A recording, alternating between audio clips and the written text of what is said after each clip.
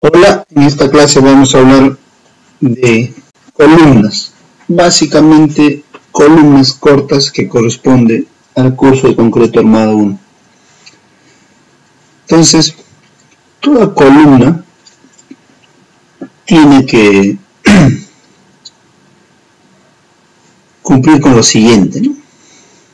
Es decir, la resistencia nominal a cara axial tiene que ser mayor a la requerida. La resistencia nominal de flexión tiene que ser mayor a la requerida.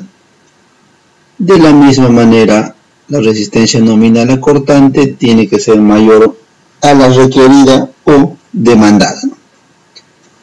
Igual se debe cumplir para torsión. Entonces vamos a hablar de columnas cortas correspondientes al curso de concreto armado 1 y básicamente para cargas de gravedad.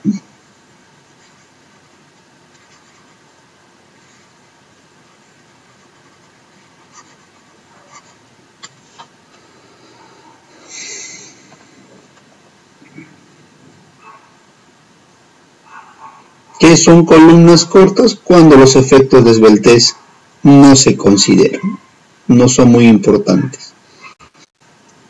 Entonces, cuando hablamos de columnas, es importante pues saber usar el diagrama de interacción. Por eso ya hicimos esa clase.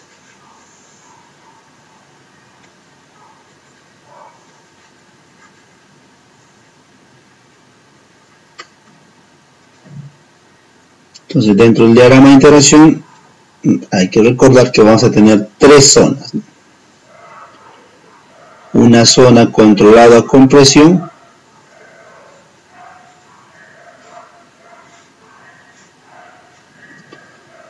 una zona de transición y finalmente la zona controlada a tensión.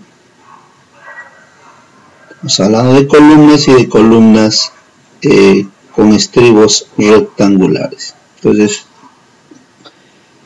la curva en naranja es la que representa esos valores de factor de reducción. Entonces, esos factores de reducción tienen pues los valores dependen de los límites, ¿no? Cuando la deformación unitaria del layer en tensión es igual a la deformación unitaria de fluencia, ese es un límite, y el otro límite es cuando la deformación unitaria del layer en tensión, del layer más extremo, es igual a la deformación unitaria de fluencia más 3 por mil, ¿no? Nosotros en el curso por lo general consideramos este valor de 2 por mil. Y por eso este límite para nosotros siempre va a ser 5 por mil.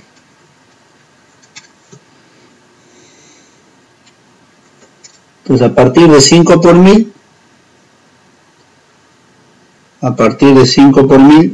es decir, toda deformación unitaria del layer extremo que es mayor a 5 por mil,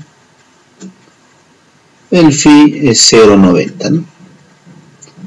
Toda deformación unitaria del layer extremo que es menor o igual a 2 por mil, un phi de 0,65. Y si está en ese rango, mayor a 2 por mil y menor a 5 por mil, pues se usa la ecuación lineal, ¿no? Para poder obtener el valor de phi. Entonces esa ecuación está dada aquí, pues, ¿no? Entonces aquí, por ejemplo, para nosotros esto es menor o igual a 0,2 por mil, sección controlada, un phi de 0,65.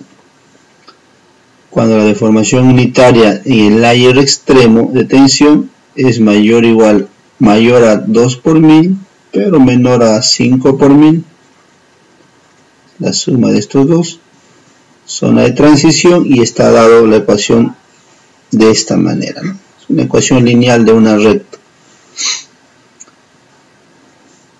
Y cuando esa deformación unitaria es mayor a 5 por 1000, es una zona controlada de tensión y por ende el phi es 0,90, ¿no? Estamos hablando de secciones con estribos rectangulares.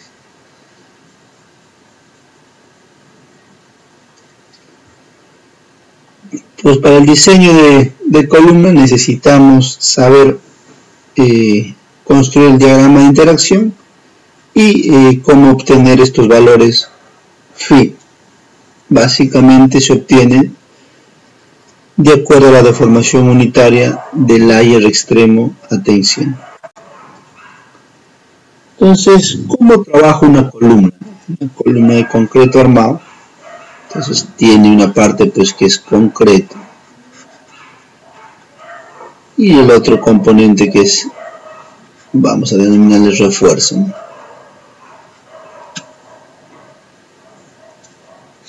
Entonces la carga axial P va a ser resistido por el acero y por el concreto, ¿no? Ahora el concreto tiene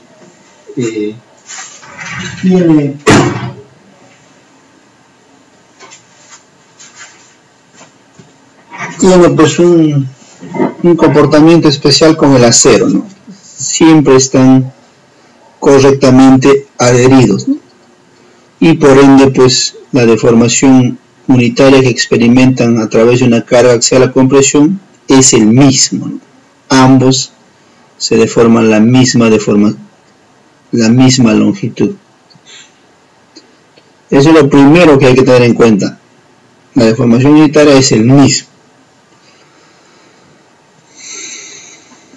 Luego, en esta imagen nos indica pues la carga que puede resistir el concreto, ¿no?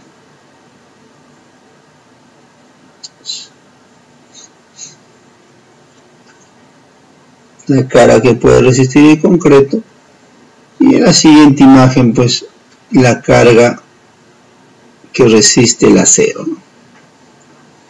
Es decir, para una deformación unitaria dada,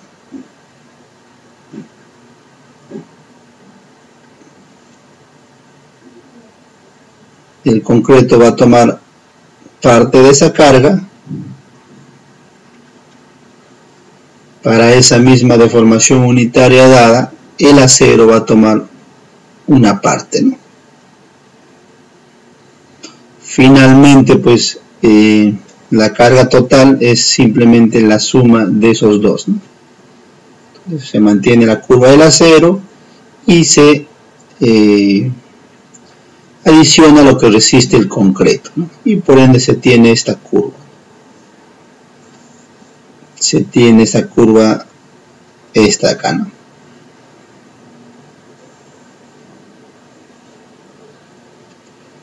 Entonces, ¿cuánto es el valor máximo, ¿no? Ojo ahí, el valor máximo va a ser pues cuando el refuerzo esté trabajando con el esfuerzo de fluencia. Y el concreto en teoría va a fallar cuando esta deformación unitaria es 3 por 1000. Ahí vamos a tener una carga axial máxima que va a resistir la sección de concreto armado. Entonces lo máximo está dado pues cuando se tiene esta curva, ¿no?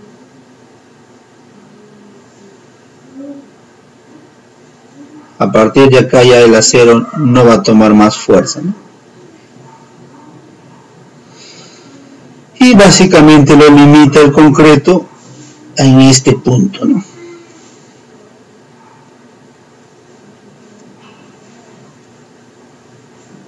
Ahí tendríamos el valor máximo que toma el concreto. Y la pregunta es, ¿cuánto es ese esfuerzo, ¿no?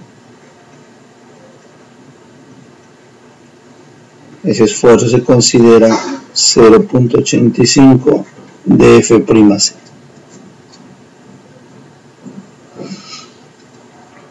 Entonces el valor máximo que toma la carga que puede soportar una columna está dado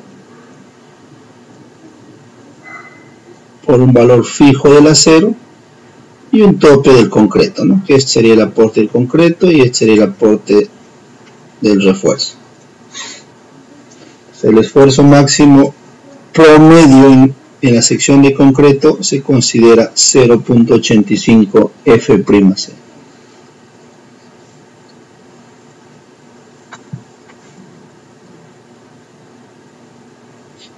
Entonces, para una columna de concreto armado, en la cual se define las dimensiones geométricas, es decir, el ancho B, el peralte H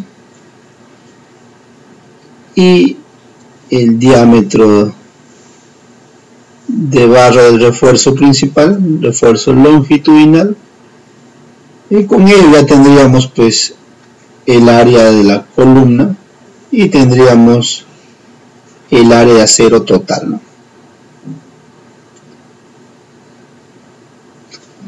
Entonces estamos indicando que la carga axial total máxima que puede resistir la columna de concreto va a ser pues el aporte del concreto más el aporte del acero. Entonces el aporte de concreto es 0.85 F'C por el área, ¿no? AG. Entonces esa área pues teóricamente de concreto solamente es descontando el área del acero, ¿no? Con eso tendríamos la primera parte de la resistencia máxima, ¿no? La segunda parte vendría a ser lo que soporta el acero, que básicamente es Fy por el área de acero. Tendríamos la segunda parte. Y recordar que en el diagrama de interacción hay un tope máximo para la carga axial, ¿no? Para considerar pues efectos de excentricidad accidental. Es decir, esta carga de acá que acabamos de calcular solamente para efectos de carga axial, ¿no? Solamente se está considerando en este punto solo carga axial, ¿no? Momento flector 0.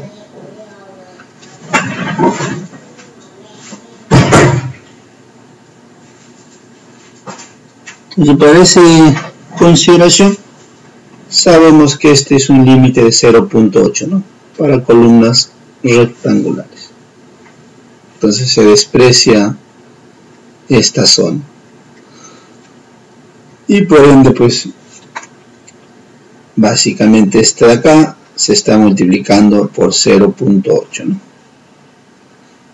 Y ese es lo máximo que debemos usar en diseño.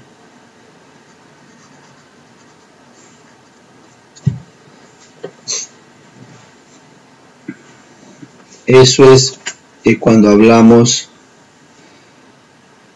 para una cara axial a compresión, ¿no? Para una cara axial a tensión, en el diagrama de interacción, pues eso básicamente es el área de acero por el esfuerzo de fluencia, ¿no?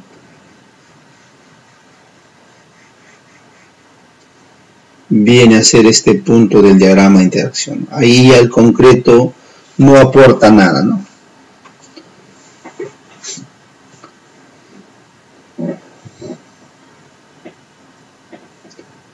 Entonces, en resumen,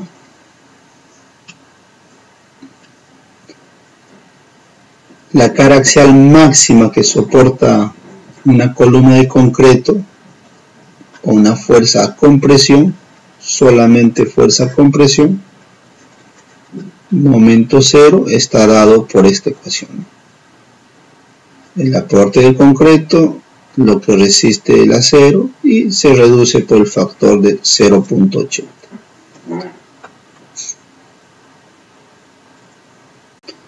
Entonces, recordar que cuando diseñamos columnas, todas las combinaciones de carga tienen que caer dentro de este diagrama de interacción, es decir, dentro de la zona limitada por la línea naranja. Dentro de esa zona tiene que caer.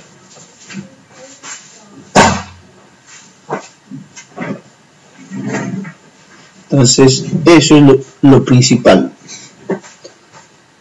Esto es el diagrama de interacción aplicado el factor fino, reducido. Y esto de acá pues viene a ser 0.80. Aquí se aplica el factor de 0.80, ¿no? Este punto de acá viene a ser phi P0 y este punto de acá viene a ser 0.80 por phi P0, ¿no? Y el phi acá viene a ser 0.65. Entonces se reducen teóricamente nominal hasta este valor. Entonces todos los puntos de las combinaciones de carga, de la combinación 1, 2, etc., tienen que caer dentro de esa curva, ¿no? Entiéndase por combinación un par de momento último y cara axial último, ¿no? Tiene que caer dentro de esta región limitada por la línea naranja. Entonces, para ello pues es importante predimensionar la columna, ¿no? Entonces, el predimensionamiento de la columna nos sirve para hacer el análisis estructural.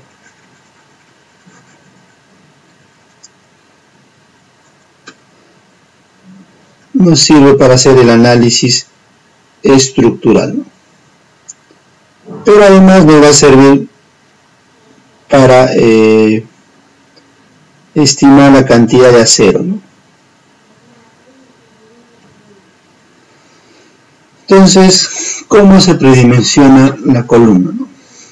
Por ejemplo, el ancho de la columna, el peralte de la columna, y nosotros podemos estimar pues por para cargas de gravedad y el área tributaria de la columna, la carga axial máxima, ¿no? En nuestro caso sería pues 1.2 de carga muerta más 1.6 de carga viva. Para un área tributaria A, con ello tendríamos este valor de carga axial última en columnas. Entonces a eso hay que dividirlo entre 0.4 multiplicado por el F'C de concreto más Fy por la cuantía, ¿no? Entonces recordar que en columnas de concreto armado pues lo mínimo que se va a usar es una cuantía de 1%. Entonces ya tendríamos este valor, ¿no? Empezamos con 1%, tenemos este valor de dato, tenemos este valor, ya estimamos esto, por lo tanto tendríamos un valor del área de la columna necesaria para soportar una cara axial, ¿no? Cara axial factorizada, ¿no? Porque es última. Entonces con ello pues hay una infinidad de posibilidades de B por H, ¿no? Es decir, de B por H, ¿no? Hay una infinidad de posibilidades, pero que nos dice el código que también nos dice que el B mínimo debe ser 30 centímetros. Entonces, con ello ya tendríamos una sección rectangular donde H pues vendría a ser AG entre B, ¿no? Mayor o igual, ¿no? Entonces con ello ya tendríamos una estimación preliminar de la columna. Entonces ya tendríamos el ancho B, el peralte H y la cuantía de acero que hemos asignado, ¿no? Todavía no distribuimos la posición final, pero podemos conservadoramente distribuir en los extremos, ¿no? Para generar un diagrama de interacción de una manera rápida. Otra manera de predimensionar es asegurarse que ese elemento de columna sea una columna corta. Para ello tiene que cumplirse esta ecuación, ¿no? Acá se toma el valor de 1, LU viene a ser la longitud libre encima de la losa y debajo de la viga, ¿no? Esa longitud, y R vendría a ser pues el radio de giro. Para columnas cuadradas, el radio de giro, para columnas cuadradas o rectangulares, el radio de giro pues es 0.3 el peralte, ¿no? Es decir, ahí se está considerando la flexión alrededor de este eje. Y además, cuando hacen los diagramas, cuando hacen el análisis en los programas, esta relación de momentos normalmente nos da el valor de 0.5, ¿no? Digamos que esto es el valor máximo y este es el valor mínimo. Esa relación en promedio aproximadamente está en 0.5. Con eso se obtiene que KLU entre R menor o igual a 28, ¿no? 12 por 0.5, 6, 34 menos 6, 28. Y finalmente, reemplazando R 0.3 de H, se obtiene esta ecuación. Es decir, el peralte de la columna puede ser estimado la longitud libre de la columna entre 8.4.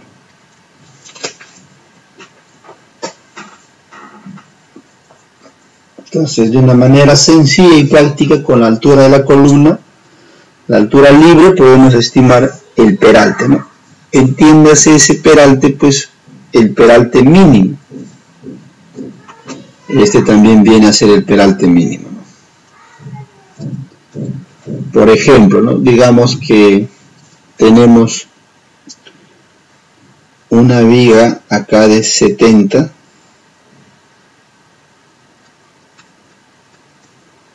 y tenemos la distancia libre entre viga y losa de 230, ¿no? Y consideremos losa de 20, ¿no? Por ende acá los 20 centímetros estaría acá. Pero esta distancia LU es del fondo de viga hasta la parte superior de la losa, ¿no? Entonces ahí pues simplemente hay que dividir 230 entre 8.4 y tendríamos esa altura, ¿no? Si fuera 240 entre 8 sería 30 centímetros, ¿no? Aproximadamente.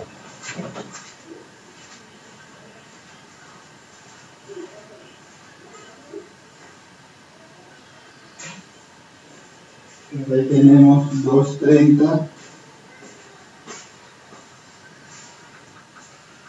entre 8.4, ¿no? Teóricamente saldría 0.27. Entonces lo mínimo usar 0.30, ¿no? Esto aproximadamente 0.27, pero como mínimo es 30, ¿no?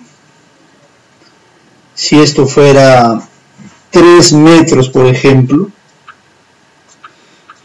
En vez de 2.33 entre 8.4 tendríamos 35 centímetros como mínimo, ¿no? Esas son, digamos, las dos formas básicas de poder estimar la dimensión de una columna, ¿no? Entonces, este de acá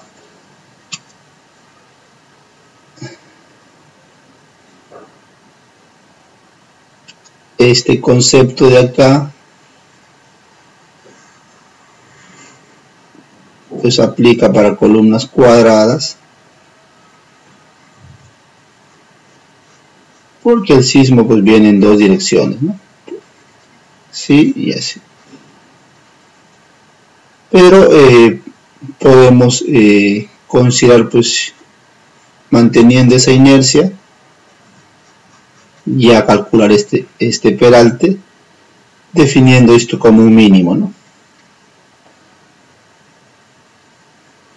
Y al final lo que importa es el momento de inercia, ¿no? La inercia. Otra forma sencilla de calcular el peralte de la columna o la dimensión mínima de la columna, pues es a ejes, ¿no? Tendríamos acá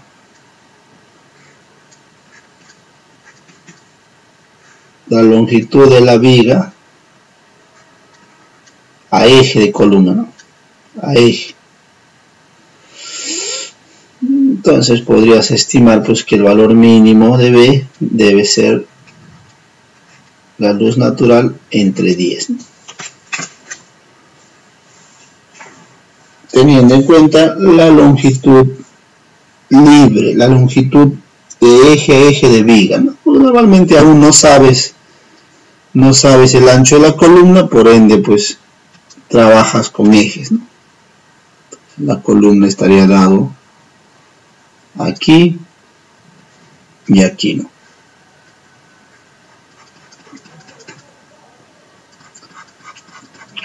Por ende predimensionas la vista en planta, este ancho mínimo, ¿no? B.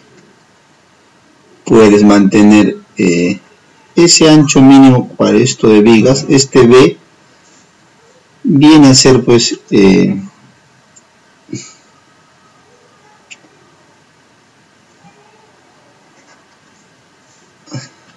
estamos cometiendo un pequeño error. Este ancho viene a ser el valor de H, ¿no?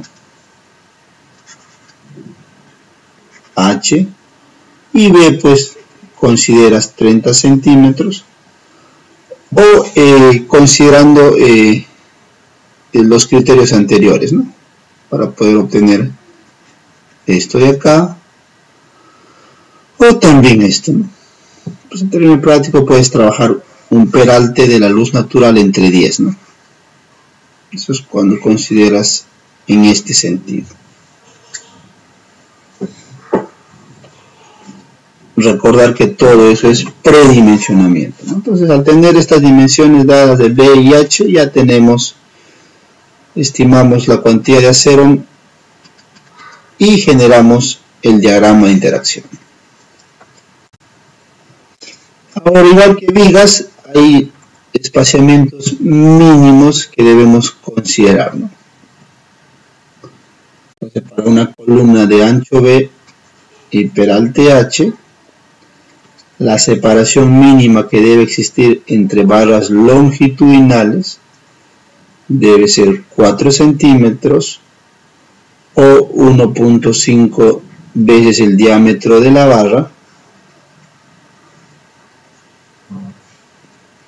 Si todos fueran un solo diámetro, 1.5 ese diámetro, ¿no? Si fueran diámetros diferentes, pues se toma el mayor, ¿no? O 4/3 del diámetro del agregado nominal, ¿no? Del agregado grueso. De todos ellos, el mayor, pues. De esas tres opciones, se toma el mayor.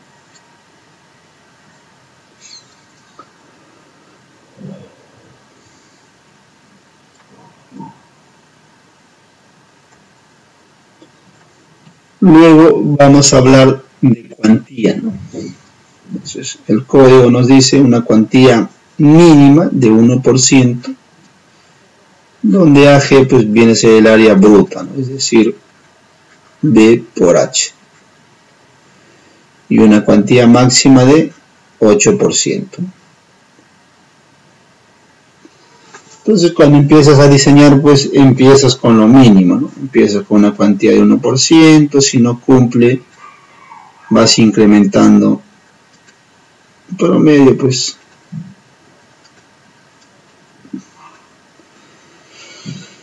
en esa cantidad de 5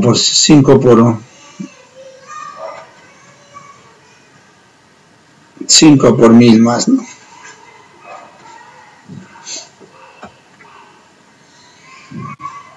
Listo. Eso sería todo con respecto a columnas cortas. Hemos hablado básicamente del refuerzo longitudinal, ¿no? En la próxima clase veremos parte de ya diseño por corte, ¿no? Entonces hay que tener acá en cuenta que el código también te dice pues que esta separación máxima que debe haber de acero a acero va a ser 15 centímetros, ¿no? Y además y la separación entre estribo y estribo debe haber máximo 30 centímetros, ¿no? Entonces es un tope. Entonces eso quiere decir pues a lo más vas a tener una barra que no tenga un estribo, ¿no? Esté lateralmente por un estribo nada más, pero no en ambas direcciones, ¿no? Como esto de acá, como esto. Eso ya se va a ver más adelante.